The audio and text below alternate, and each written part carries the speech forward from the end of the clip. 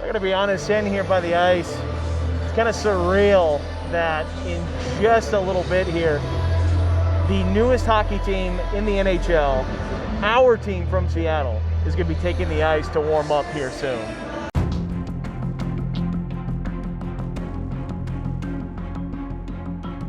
I'm Gary, and this is Coasting with Culture, which is all about combining theme park visits and riding roller coasters with various cultural experiences around the world. Last time, in preparation for the upcoming debut of the Seattle Kraken, I bought myself a custom jersey and joined friends in Everett for one of their special preseason games. This time, it's the beginning of the season, and for the Kraken, they made their debut against the previous newest team in the league. This led to a visit to Sin City to not only see the first official hockey game of the newest franchise, but also to satisfy a morbid curiosity and enjoy some additional Vegas experiences. With Seattle having some incredible interest in the new hockey franchise coming to town, I was well aware that getting to see their first few games of their debut season could be a bit tricky. When I purchased the preseason game tickets, I was willing to accept that might be my only experience attending an early game in the first season. But things changed a bit when the regular season schedule was released. As the Kraken would be playing at the newly renovated Climate Pledge Arena, there had been some delays in its construction because of the COVID-19 pandemic. And since the league wanted to ensure that the arena would be ready for the home debut of the Kraken, they scheduled Seattle to start with 5 road games. The first of those games was against the NHL's previous new team, the Vegas Golden Knights. Since their first campaign would begin on the road, I started to think it might be easier to get a ticket to this game than the first home game, although prices were still a bit high for this one, as the Golden Knights have been a successful franchise since their debut, and I imagine some folks wanted to be there for the first ever game of the newest franchise. Since I still had some flight credit to burn from a previously canceled flight, I decided to book a trip to Las Vegas just in case I could get a ticket, then started a multi-week long watch of various ticket sites, hoping that the price would drop from the initial $300+ resale price. Slowly but surely, those prices did come down, and then about a week before the game, I found one at a price that was a bit more reasonable-ish, and jumped on it, securing my spot to see the Kraken play their first official game in the NHL. Now, it was just a matter of getting there. For the first time in over 8 months, this flight would be with a trusty old friend of an airline. Going with them for this excursion was even more fitting given their sponsorship of the Seattle Kraken.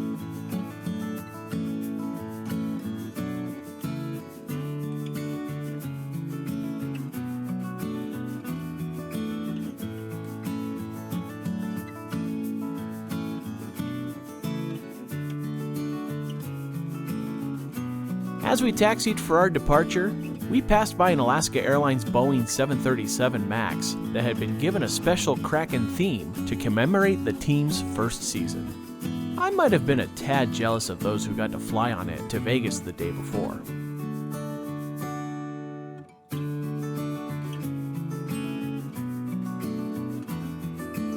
Unfortunately, my seat was on the wrong side of the plane for that great morning view of Mount Rainier, but there was plenty of mountain views throughout the flight as we passed the likes of Mount St. Helens and Mount Hood. Our routing seemed to give us the ability to see mountains throughout the flight, even when we transitioned to the deserts of California and Nevada.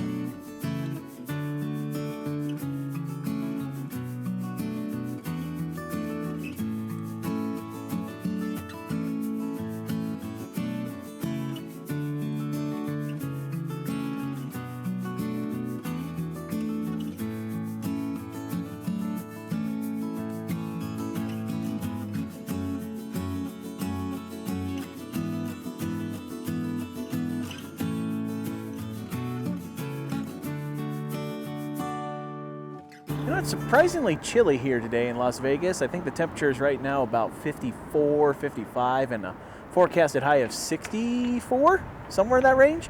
So it actually kind of feels like home, other than, you know, desert instead of evergreen forests in the surrounding area. But either way, It's going to be a fun night getting a chance to go see the Kraken play. Before that happens, though, got a lot of time before game time at 7 o'clock tonight. So I'm going to catch a bus, get into the Strip, get to the hotel, drop my bags off for a bit here, and then going to do some exploring. In continuing a personal trend of staying at a different hotel each time I visit Vegas, this time would be at the Egyptian-themed hotel in a building shaped like one of the pyramids, the Luxor. It was fascinating to learn that it once was the tallest building on the Strip. Because of the plans I had, I missed out on some of the Luxor's offerings, such as the Titanic and Bodies exhibits, and the theater that featured shows from the likes of Carrot Top, Terry Bradshaw, and a more adult-friendly production. I did make time for lunch here though, trying out their Mexican restaurant, Diablo's Cantina. While I ordered a beer, I was surprised to receive one in a mug that I would have expected at Oktoberfest. But their adobo chicken nachos were excellent, and the salsa that they served with their chips also had an excellent flavor.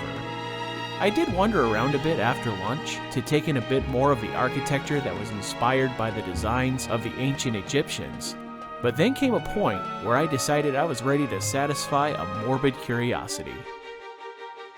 A bit further north on the Strip, at the New York Hotel, is the infamous Big Apple coaster, which is often one of the least favorite, if not the least favorite coaster of many enthusiasts.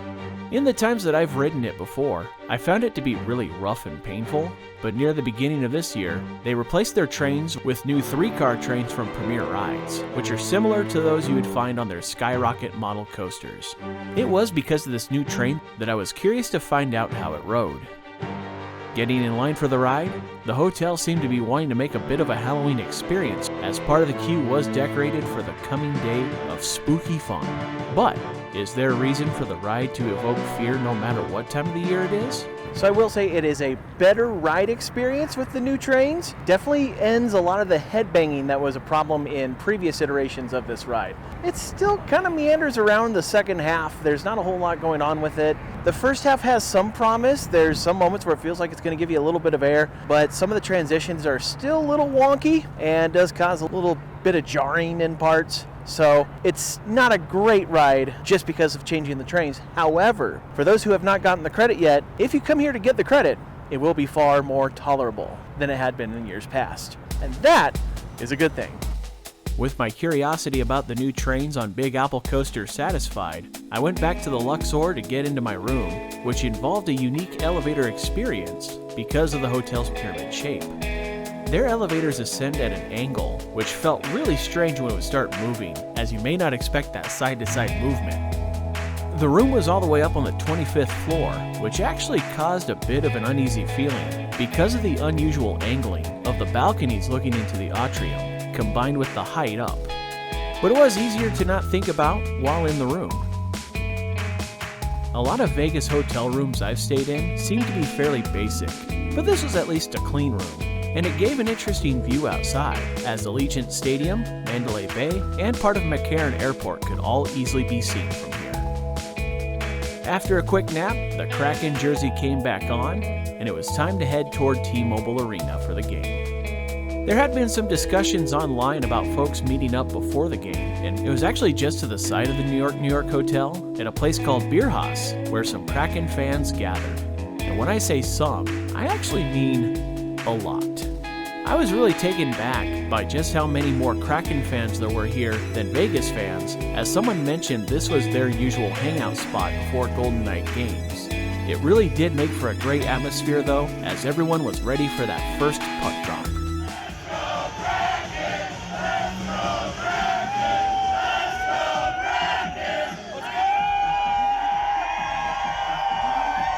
I gotta tell you, it's kind of surreal the number of Kraken fans that are here at the Beerhaus area. But as we get closer to the start of the game, I think it's time to head into T-Mobile Arena. Beerhaus is only a short walk away from Toshiba Plaza, the open space in front of T-Mobile Arena, where a variety of things related to the event taking place inside may be held, such as pre-game concerts, promotional displays, and merchandise stands. When the event is a Golden Knights home game, a countdown happens on the screen on the side and ends to the sounding of the team's goal horn as the doors open to welcome fans. Upon entering the arena, I made my way right to the first level for a chance to see it and to get up close and personal with the rink.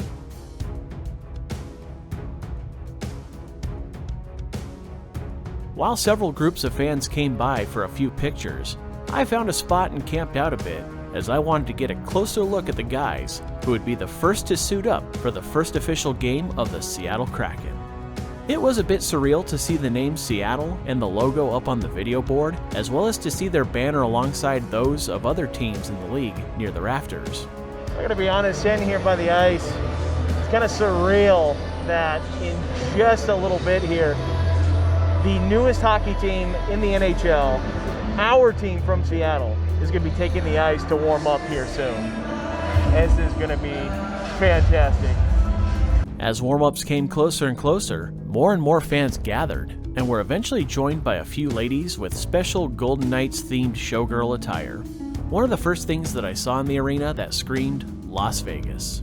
Before long, the teams made their way to the ice for warm-ups, leading to another up-close and personal look at our new team.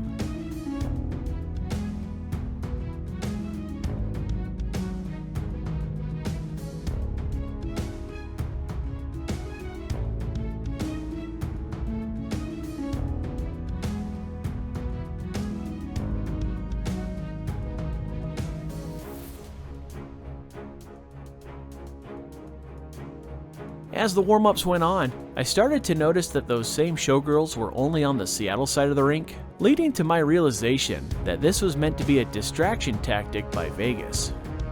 Well played, Vegas. Well played. As warm-ups wound down, a few players at a time would head back to the locker rooms, which made for a good time to head to my seat on the upper deck. Honestly, there really doesn't seem to be a bad seat at T-Mobile Arena, as it offers great sightlines for hockey. I had heard of Vegas putting on some crazy pregame shows, but this definitely surpassed my expectations, with their use of blinking light sticks for the fans, creating a bit of a rave atmosphere. This then led to an epic show involving a well-made short film of the Golden Knight preparing for battle with the Kraken, followed by a killer projection show of the sea monster breaking through the ice. Seeing this in person was incredible, even if I knew that the Kraken was going to be vanquished to rile up the home crowd. And then the teams made their way onto the ice, the national anthem was performed, and it was game time. With the drop of the puck, the Seattle Kraken were officially playing NHL hockey. Unfortunately, things got to a rough start for the Kraken, as the Golden Knights scored 2 goals in the first period and a third in the second to pull ahead 3-0. But then, at 11 minutes and 32 seconds into the second period, Ryan Donato made history by scoring the first ever Seattle Kraken goal. Then Derek McCann would bring them back within 1 of Vegas, and the second period ended with a 3-2 tally. I was already starting to lose my voice from yelling for the first 2 goals, but it became completely shot as Morgan Geekie tied the game at 3 each. Then, the Golden Knights ended up with the lead again on a questionable goal off a skate. While the commentators from ESPN and several others have said this was a legitimate redirect, you'll never convince me that he didn't kick the puck in, especially when it's pretty obvious that his foot makes that forward motion and comes off the ice. But in the grand scheme of things, it doesn't really matter what I think, because the goal stood and the Golden Knights ended up with the victory on this night in which the Kraken made their debut. So how does one try to get over the sadness of seeing his team lose their first game ever? By going to one of his favorite Southwestern burger chains and suffocating those feelings with a delicious double-double and some fries. Seeing your team come back from 3-0 to tie it up and then lose it on what at best was a floozy of a goal. Oh, what a shame. But you know what?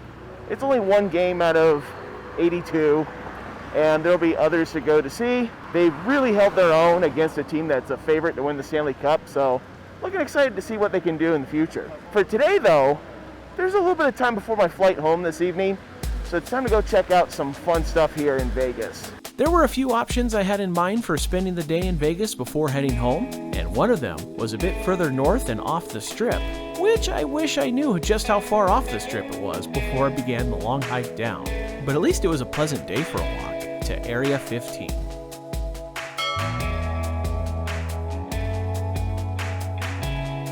AREA15 is a complex operated and maintained by the Santa Fe, New Mexico-based art and entertainment company Meow Wolf. On the outside, you'll find several large sculptures and statues, and a cargo crate which had the interior made to really mess with the minds of those who wandered in.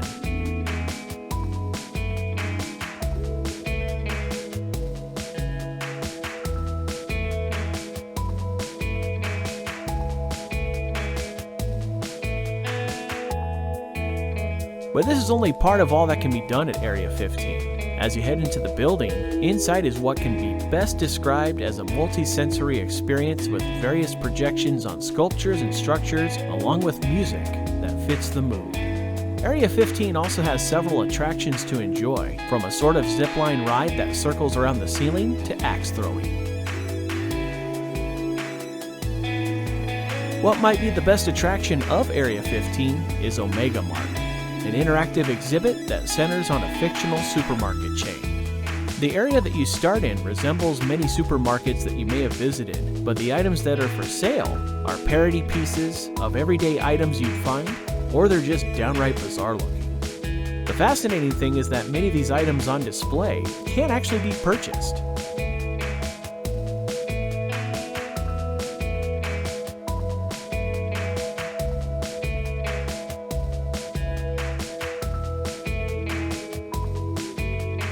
While wandering around the store, you may find one of several different passageways that lead into other corridors representing other parts of the company.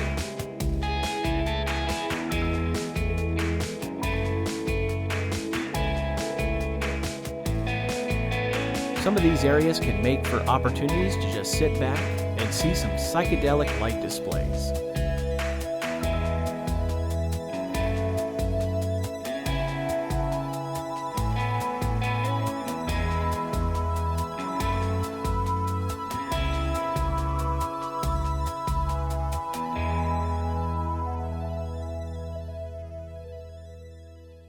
While you can simply wander around and explore, there's also an option to take part in a sort of scavenger hunt game where you play the role of a new employee and have to find the different training portals that lead you to learn more about the company and some of its dirty laundry, if you will.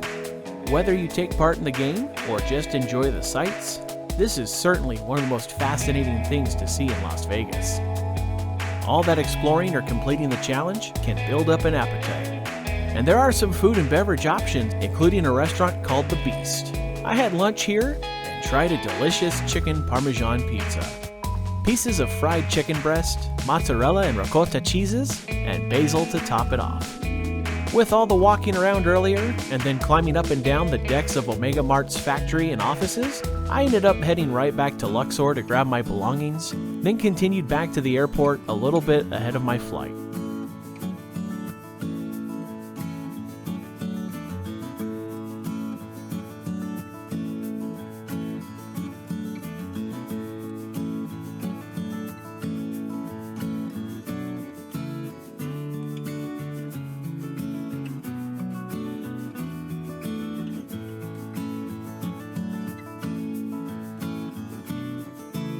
As it was a late flight and I had an early morning at work to follow, I spent most of the flight trying to get some shut-eye.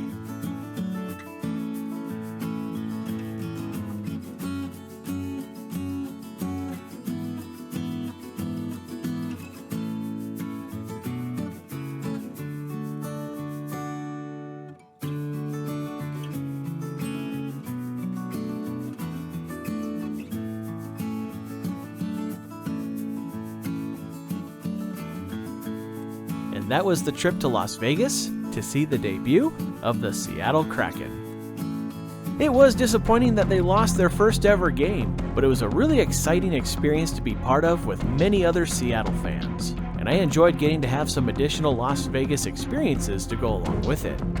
As the Kraken continued their season, they'd have 4 more games on the road before making their debut to the home crowd in the Pacific Northwest, and somehow I managed to find a way to get in.